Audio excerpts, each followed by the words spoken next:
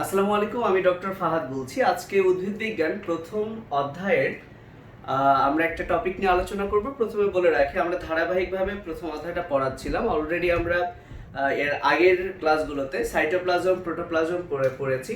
তো আজকে আমরা স্টার্ট করব সাইটোপ্লাজমীয় অঙ্গাণু, এবং আমাদের সবার প্রথম যে অঙ্গাণু নিয়ে আমরা আলোচনা করব সেটা হচ্ছে প্লাস্টিড। শুরুতেই বলে রাখি, এই প্লাস্টিডটা এইচএসসি অর্থাৎ বোর্ড পরীক্ষা এবং অ্যাডমিশন পরীক্ষা উভয়ের জন্যই খুব খুব খুব বেশি ইম্পর্টেন্ট। তো আমি শুরু করবো একটা প্রশ্ন দিয়ে। এটা মেডিকেল অ্যাডমিশন টেস্ট, সংক্ষেপে আমরা ম্যাট বলি। মেডিকেল অ্যাডমিশন টেস্ট 17-18-তে এসেছিল। প্রশ্নটা হচ্ছে, উদ্ভিদ কোষের সর্ববৃহৎ অঙ্গাণু কোনটি?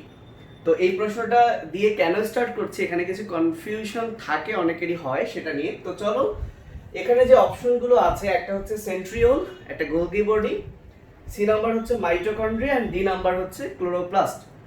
তো প্রথমে বলে রাখি, যেহেতু এখানে বলেছে সর্ববৃহৎ অঙ্গাণু কোনটি, অর্থাৎ কোনটি একটার কথা বলেছে, তো সেই হিসেবে মাইটোকন্ড্রিয়া না দিয়ে মাইটোকন্ড্রিয়ন দিলেই মনে হয় বেটার হতো, বিকজ মাইটোকন্ড্রিয়ন হচ্ছে একবচন বা সিঙ্গুলার, আর মাইটোকন্ড্রিয়া হচ্ছে প্লুরাল। তো যাই হোক, এটা আমাদের আজকের আলোচ্য বিষয় নয়। তো এই চারটার মধ্যে সঠিক আনসার হচ্ছে ক্লোরোপ্লাস্ট। প্রশ্ন হচ্ছে কেন? উত্তর হচ্ছে ক্লোরোপ্লাস্ট, এর নামের শুরুতে ক্লোরো আছে। এই ক্লোরো মানে হচ্ছে সবুজ, আর প্লাস্ট কথাটা আসছে প্লাস্টিড থেকে, অর্থাৎ সবুজ বর্ণের প্লাস্টিডকে আমরা বলি ক্লোরোপ্লাস্ট। তো ঘটনা হচ্ছে, এই তথ্যটা আবুল হাসান স্যারের বইয়ে আছে। এরকম প্লাস্টিডের সবার প্রথম লাইনেই আবুল হাসান স্যারের বইয়ে বলা আছে, প্লাস্টিড হলো উদ্ভিদ কোষের সর্ববৃহৎ অঙ্গাণু। আর ক্লোরোপ্লাস্ট যেহেতু একটা প্লাস্টিড, তাহলে অপশনে যেহেতু প্লাস্টিড নেই, তাহলে কি আনসার হবে? ক্লোরোপ্লাস্টই কিন্তু আনসার হবে। এবং এখানে আরেকটা জিনিস খেয়াল করো, উদ্ভিদ কোষ, এই ব্যাপারটা কিন্তু ইম্পর্টেন্ট। উদ্ভিদ কোষ না দিয়ে যদি প্রাণী কোষ দিত, তাহলে কিন্তু আনসারটা অন্য হয়ে যেত, কারণ প্রাণী কোষে কিন্তু ক্লোরোপ্লাস্ট থাকে না।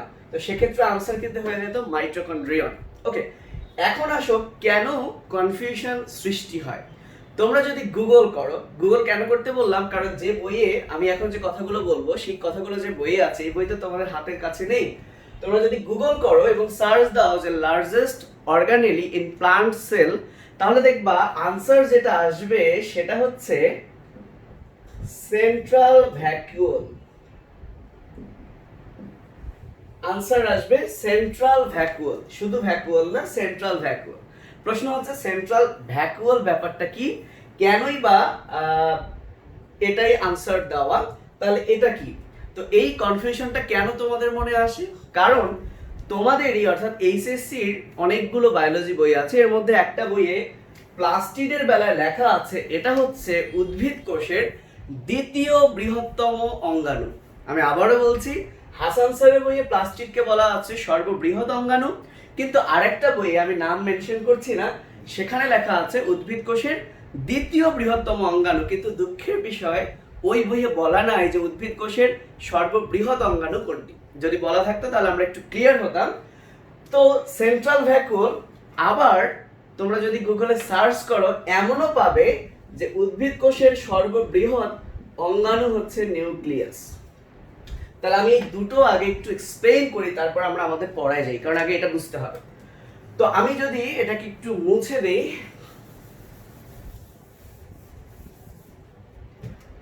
ওকে, এটা যদি একটা উদ্ভিদ কোষ হয়ে থাকে, আমরা জানি যে কোনো কোষের সেন্টারে থাকে নিউক্লিয়াস। তো উদ্ভিদের বেলায় যেটা হয়, উদ্ভিদের বেলায় ছোট ছোট গহ্বর থাকে, এবং এই গহ্বরগুলো পরবর্তীতে একত্রিত হয়ে একটা বড় গহ্বর তৈরি করে। এই বড় গহ্বরটা কেন তৈরি হয় উদ্ভিদ কোষে, যেটা প্রাণী কোষে তৈরি হয় না, হলেও অনেক ছোট ছোট? কারণ দেখো, আমাদের শরীরে বিভিন্ন বিপাকের ফলে, বিপাক ক্রিয়ার ফলে যে বর্জ্যগুলো তৈরি হচ্ছে, এগুলো কিন্তু হাগু মুতুর মাধ্যমে কিন্তু বের হয়ে যাচ্ছে, আরো অনেক উপায়ে কিন্তু বের হয়ে যাচ্ছে। কিন্তু উদ্ভিদের এই বর্জ্যগুলো হাগু মুতুর মতো বের করার কিন্তু কোনো রাস্তা নেই। তাহলে এইগুলোকে কি তাদের কোষের মধ্যেই জমা রাখতে হবে, আর এই জমাটা থাকেই হচ্ছে মূলত ভ্যাকুয়ালে। সো ভ্যাকুয়াল হচ্ছে একটা গহ্বর, যে মূলত পানি, খনিজ লবণ, বর্জ্য ইত্যাদি কি করে, সঞ্চয় করে বা জমা রাখে। তো খেয়াল করো এই গহ্বরটা, একটা বেলুনের কথা চিন্তা করো, সে যত বেশি পানি গ্রহণ করবে বা বর্জ্য গ্রহণ করবে সে তত বেশি ফুলে উঠবে, তত বেশি আকার বড় হবে। তাহলে একটা কোষ যত বুড়ো হয়ে যাবে তার ভ্যাকুওল দিন দিন ততই কি বড় হবে। এবং এক সময় ভ্যাকুওলটা যখন অনেক বড় হয়ে যায় তখন এই ভ্যাকুওলটা নিউক্লিয়াসকে পুশ করে, নিউক্লিয়াসকে কর্নারের দিকে কিন্তু ঠেলে দেয়। এবং এই ভ্যাকুওলটা যখন বড় হয় বলা হয় একটা কোষের 80 to 90% জায়গা এই ভ্যাকুওল দখল করে। এবং ওই ভ্যাকুওলটা কিন্তু তখন সেন্টারে থাকে, নিউক্লিয়াস কিন্তু আর তখন সেন্টারে থাকে না। তোমরা জানো পরিণত উদ্ভিদ কোষে নিউক্লিয়াসটা এক কিনারে থাকে, কারণ সেন্ট্রাল ভ্যাকুওল ওই জায়গাটা দখল করে নেয়। তো এটাই যেহেতু সবচেয়ে বড় অংশ, তাই লেখা আছে যে উদ্ভিদ কোষের সবচেয়ে বড় অঙ্গাণু হচ্ছে সেন্ট্রাল ভ্যাকুওল। এখন প্রশ্ন হচ্ছে এটা কি অঙ্গাণু কিনা। তোমরা হাসান স্যারের বইয়ে সাইটোপ্লাজমীয় অঙ্গাণুতে দেখবা লেখা আছে এই ভ্যাকুওলের নাম। এবং আমরা ছন্দ দিয়েও পড়ি যে আবরণীবদ্ধ অঙ্গাণুগুলো হচ্ছে মা এভা ভেড়ি পাগল। এই যে মা এভা, এই ভাতে হচ্ছে ভ্যাকুওল আর ভেড়ির ভেতে হচ্ছে ভেসিকল। ওকে, বুঝতে পেরেছো? তো এই হচ্ছে সেন্ট্রাল ভ্যাকুওল, কোথাও কোথাও লেখা। এখন কোথাও কি লেখা? নিউক্লিয়াস। কেন নিউক্লিয়াস লেখা? প্রথমে আসি, নিউক্লিয়াস কি আসলেই অঙ্গাণু? খেয়াল করো, আমরা যখন প্রোটোপ্লাজম পড়ি, প্রোটোপ্লাজমের আমরা তিনটা ভাগ পড়েছি। এক হচ্ছে কোষঝিল্লি, দুই হচ্ছে সাইটোপ্লাজম, আর তিন হচ্ছে নিউক্লিয়াস। আর সাইটোপ্লাজমের মধ্যে আমরা পড়েছি সাইটোপ্লাজমীয় অঙ্গাণু। তাহলে আমরা যে ফ্লোচার্টটা পড়েছি সেখানে কিন্তু নিউক্লিয়াসকে সাইটোপ্লাজমীয় অঙ্গাণুর মধ্যে আমরা লিখিনি। তো সেই হিসেবে বড় অঙ্গাণু আর ছোট অঙ্গাণু, মাঝারি অঙ্গাণু, যাই হোক, নিউক্লিয়াস ব্যাপারটা আসবে না। কিন্তু খেয়াল করবা, তোমরা যে রাইটারের বই পড়ো না কেন, তোমরা যখন নিউক্লিয়াস টপিকে যাবা, নিউক্লিয়াসের প্রথমে লাইনই লেখা আছে যে নিউক্লিয়াস হলো সাইটোপ্লাজমের এমন একটি অঙ্গাণু। খেয়াল করো, সেখানে কিন্তু লেখা আছে যে নিউক্লিয়াস একটা অঙ্গাণু। তো সেই হিসেবে কিছু কিছু জায়গায় বলা আছে নিউক্লিয়াস হচ্ছে উদ্ভিদ কোষের সবচেয়ে বড় অঙ্গাণু আর দ্বিতীয় বৃহত্তম হচ্ছে প্লাস্টিড। তার মানে তুমি যেদিক দিয়ে যাও, এটা ফার্স্ট, এটা সেকেন্ড, এটা ফার্স্ট, এটা সেকেন্ড। এখন প্রশ্ন হচ্ছে ভাইয়া আমরা কি করব? আমি বলে দিই, যেহেতু এইটা মেডিকেল ভর্তি পরীক্ষা আসছিল এবং সেখানে এই দুইটা কিন্তু অপশনই ছিল না, বুঝতে পেরেছো? তাহলে তোমরা যে আনসারটা দিবা প্লাস্টিড, না হয় প্লাস্টিডের যে প্রকারভেদগুলো আছে সেটা তোমরা আনসার দিবে। আশা করি বুঝতে পেরেছো। এখন যদি বলা হয় প্রাণী কোষের সবচেয়ে বড় অঙ্গাণু কোনটি, সো ডেফিনেটলি নিউক্লিয়াস, যদি এটা ধরো। আর যদি নিউক্লিয়াস না থাকে তাহলে প্রাণী কোষের বেলায় কি? মাইটোকন্ড্রিয়া। ওকে, আশা করি একটু ক্লিয়ার করতে পারলাম। তো যাই হোক, আমরা আমাদের আজকের টপিক প্লাস্টিড, এই প্লাস্টিড নিয়ে আমাদের এতগুলো কথার মধ্যে আমাদের প্রথম যে কথাটা জানতে হবে, সর্ববৃহৎ না দ্বিতীয় বৃহত্তম। সো আমি হাসান স্যারকে যদি ফলো করি, কারণ আলটিমেটলি ভুল সঠিক যাই হোক, পরীক্ষা যেহেতু এই বই থেকে আসবে ওই তথ্যটা আমাদেরকে শিখতে হবে। তাহলে প্রথম যে লাইনটা তোমরা লিখে নিবা সেটা হচ্ছে সর্ববৃহৎ অঙ্গাণু কার? উদ্ভিদ কোষের বেলায়। উদ্ভিদ কোষের বেলায় 2 নাম্বার একটা জিনিস মনে রাখো, সেটা হচ্ছে সর্বপ্রথম যে প্লাস্টিকটা কিন্তু আবিষ্কার হয় সেটা কিন্তু ক্লোরোপ্লাস্ট। এই ক্লোরো থেকে কালো মনে রাখো, এর আবিষ্কারকের নাম শিম্পার। তাহলে তোমরা এভাবে মনে রাখো, কালো শিম্পাঞ্জি। এবং হাসান স্যারের বইয়ে একটা বিজ্ঞানীর নাম নেই কিন্তু জানতে হবে, সেটার নাম হচ্ছে হেকেল। এই হেকেলকে এরকম হুক্কা ভাবো। তাহলে এভাবে মনে রাখো, কালো শিম্পাঞ্জি হুক্কা টানে, এরকম টাইপের। অর্থাৎ কালোতে হচ্ছে ক্লোরোপ্লাস্ট, এবং এই ক্লোরোপ্লাস্টের সাথে দুইটা বিজ্ঞানীর সম্পর্ক আছে। এক হচ্ছে শিম্পার, আর একটা হচ্ছে হেকেল। প্রশ্ন হচ্ছে কে কি করেছেন? আগে আবিষ্কার হয়, তারপর নামকরণ বা অন্য কিছু হয়। তো অ্যাকচুয়ালি শিম্পার সর্বপ্রথম ক্লোরোপ্লাস্ট আবিষ্কার করেন, কিন্তু এটাকে ক্লোরোপ্লাস্ট নাম দিয়েছেন। অর্থাৎ এই ক্লোরোপ্লাস্ট শব্দটি ব্যবহার করেছেন হচ্ছে হেকেল। ব্যাপারটা কি বুঝতে পেরেছো? তো যেহেতু ক্লোরোপ্লাস্ট একটা প্লাস্টিড, তাহলে পরীক্ষা যদি আসে প্লাস্টিড আবিষ্কার করেন কে, আনসার হচ্ছে শিম্পার। সো এটা খুব খুব খুব বেশি ইম্পর্টেন্ট, জেনে রাখা ভালো। সালটা যদি মনে থাকে ভালো, কখনো আসেনি বাট আসতেও পারে।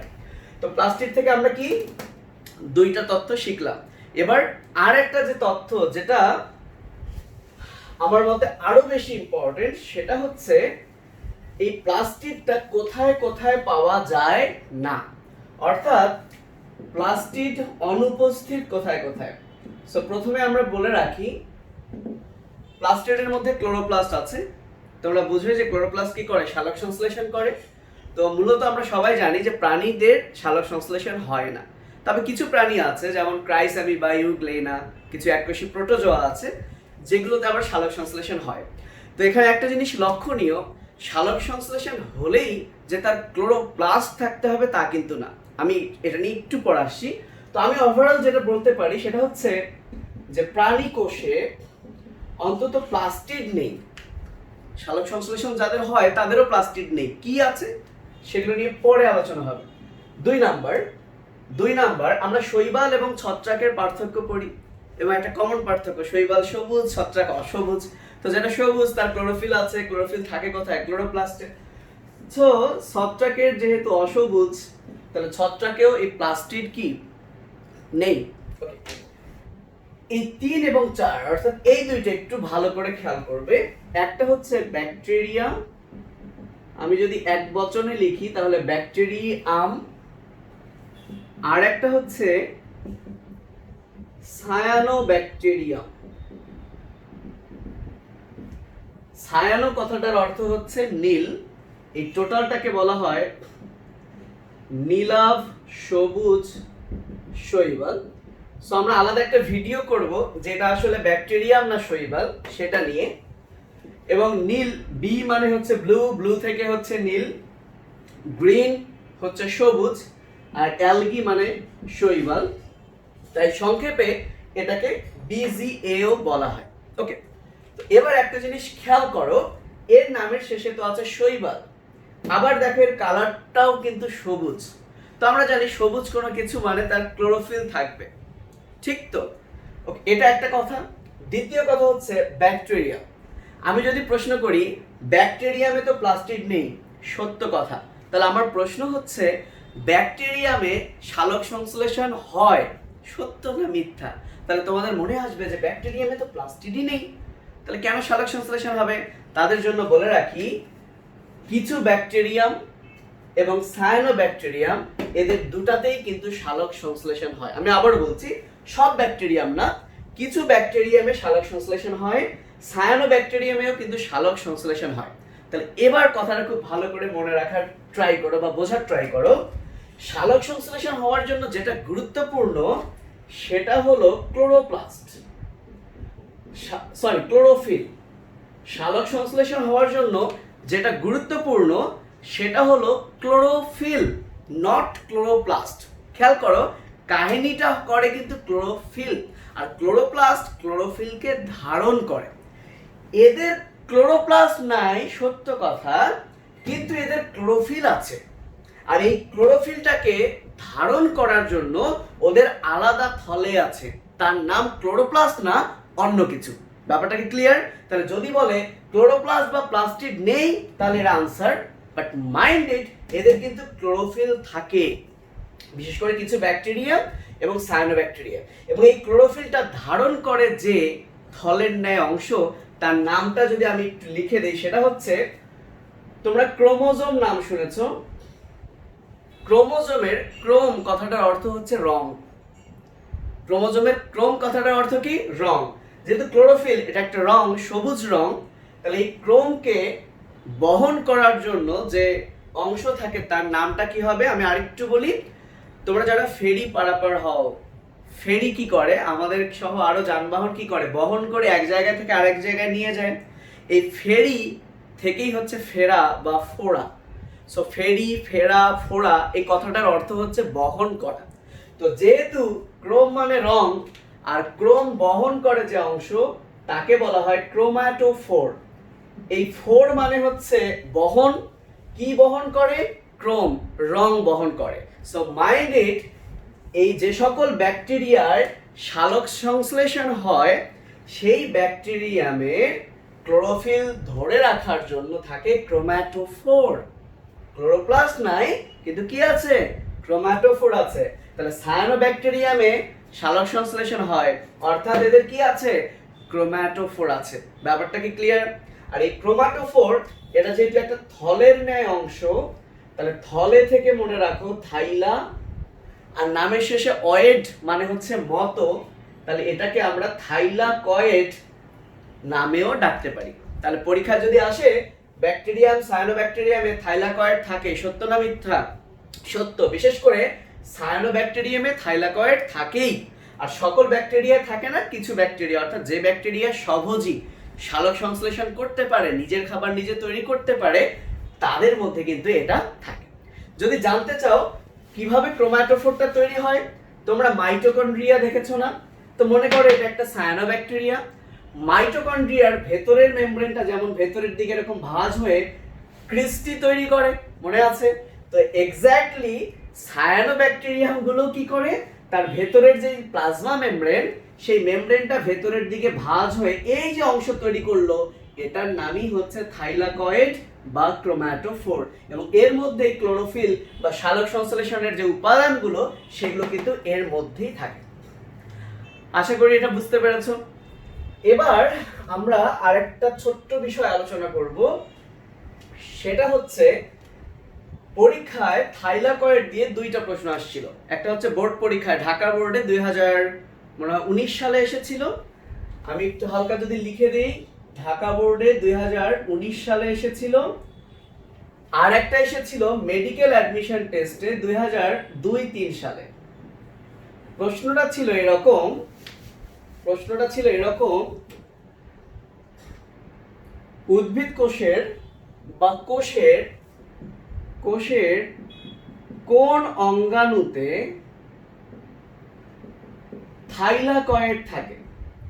এবার খেয়াল করো, কিন্তু কি বলা আছে?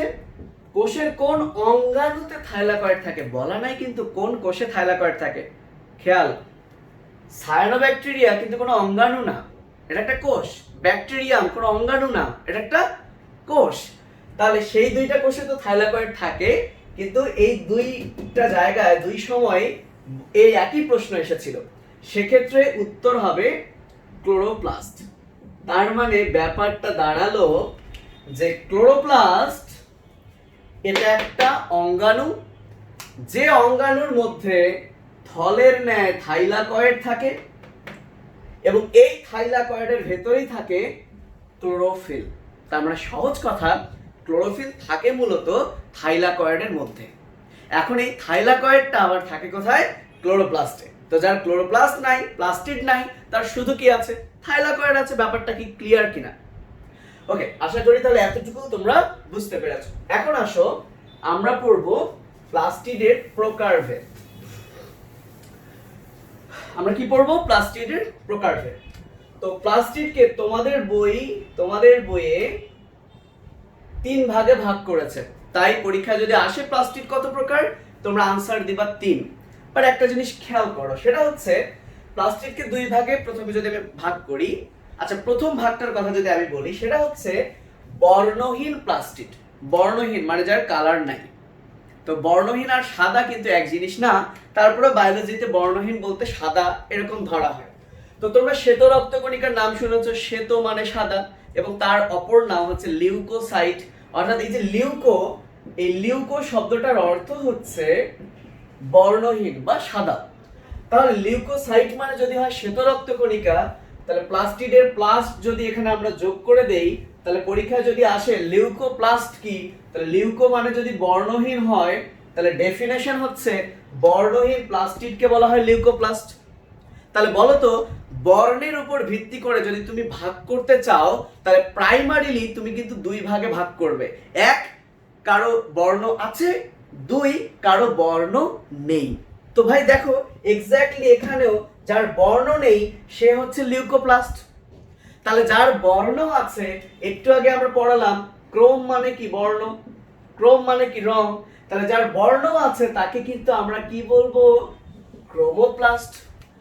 তাহলে প্লাস্টিড মূলত কত প্রকার হওয়া উচিত ছিল? 2 প্রকার। ছিল না, অ্যাকচুয়ালি দুই প্রকার, একটা হচ্ছে লিউকোপ্লাস্ট, একটা হচ্ছে ক্রোমোপ্লাস্ট। কিন্তু তোমাদের বইয়ে 3 নম্বরে দেওয়া আছে ক্লোরোপ্লাস্ট। সো আমি একটু এটা ক্লিয়ার করি। ভাই ক্লোরো মানে হচ্ছে সবুজ, প্লাস্ট আসছে প্লাস্টিড থেকে, তাহলে ক্লোরোপ্লাস্টের ডেফিনেশন হচ্ছে সবুজ বর্ণের প্লাস্টিডকে আমরা কি বলবো? ক্লোরোপ্লাস্ট। আচ্ছা, সবুজ কি কোনো রং না? এক্স্যাক্টলি সবুজ রং, তার মানে হচ্ছে ক্লোরোপ্লাস্ট কিন্তু এক ধরনের ক্রোমোপ্লাস্ট। আমি আবারও বলছি, ক্লোরোপ্লাস্ট কিন্তু এক ধরনের ক্রোমোপ্লাস্ট। কিন্তু তোমাদের বইয়ে যেহেতু আলাদা করেছে, এবার আসো তোমরা যা পড়বে। প্লাস্টিড 3 প্রকার, লিউকোপ্লাস্ট, ক্রোমোপ্লাস্ট, ক্লোরোপ্লাস্ট। এবং তোমরা ডেফিনেশন গুলো দিবা এভাবে, বর্ণহীন প্লাস্টিডকে বলে লিউকোপ্লাস্ট, সবুজ বর্ণের প্লাস্টিডকে বলে ক্লোরোপ্লাস্ট, আর ক্রোমোপ্লাস্টের ডেফিনেশন যখন দিবা রঙিন প্লাস্টিড, এই প্লাস্টিড লেখার আগে ব্র্যাকেটে তোমাকে লিখতে হবে সবুজ বাদে, অর্থাৎ সবুজ তো রং, তাহলে রঙিন ব্র্যাকেটে সবুজ বাদে প্লাস্টিডকে বলা হয় ক্রোমোপ্লাস্ট। ব্যাপারটা কি বুঝতে পারছো? তাহলে অ্যাকচুয়ালি এটা এক ধরনের ক্রোমোপ্লাস্ট, কিন্তু যেহেতু বইয়ে আলাদা করা আছে তাই আমরা তিনটাই শিখবো। তাহলে প্লাস্টিড 3 প্রকার, লিউকোপ্লাস্ট, ক্রোমোপ্লাস্ট এন্ড ক্লোরোপ্লাস্ট। তো আজকে আমরা এই পর্যন্ত এদের ডেফিনেশন শিখে ফেলেছি। নেক্সট ক্লাসগুলোতে আমরা প্রত্যেকটার ইন্ডিভিজুয়াল, আজকে অনেক টাইম হয়ে গেছে অলরেডি, এদের ইন্ডিভিজুয়াল আমরা কিন্তু বর্ণনা করব। এবং বোর্ড পরীক্ষার জন্য যেটা অনেক অনেক অনেক বেশি ইম্পর্টেন্ট সেটা হচ্ছে ক্লোরোপ্লাস্ট, এমনকি এমসিকিউ এর জন্য সবচেয়ে বেশি ইম্পর্টেন্ট ক্লোরোপ্লাস্ট। এগুলো ইম্পর্টেন্ট, আমরা আলোচনা করলেই তোমরা ইনশাআল্লাহ বুঝতে পারবে। তো আজকে এই পর্যন্ত, আল্লাহ হাফেজ, আসসালামু আলাইকুম।